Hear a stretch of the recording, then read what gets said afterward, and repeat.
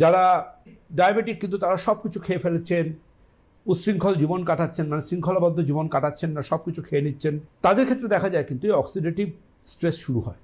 এবং এই অক্সিডেটিভ স্ট্রেসে কি হয়, 8-10টা অর্গান যেমন ড্যামেজ হয়, লিভারের মধ্যেও কিন্তু এই ড্যামেজ প্রসেস শুরু হয়ে যায়।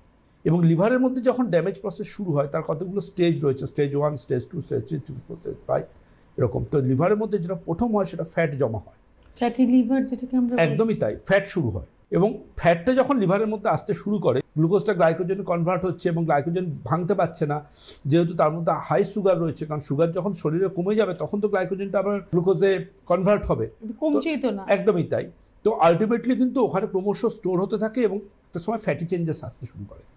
এবং লিভারের মধ্যে যখন ফ্যাটি চেঞ্জেসটা আসতে শুরু করে, ডায়াবেটিক পেশেন্টদের ক্ষেত্রে দুরকম ফিচার্স আমরা পাই। একটা হচ্ছে ব্লাড সুগার একটা লেভেল অব্দি লিভারকে ড্যামেজ করে স্তব্ধ হয়ে যাবে। আরেক রকম পাই, সেটা হচ্ছে ড্যামেজ করেই চলবে।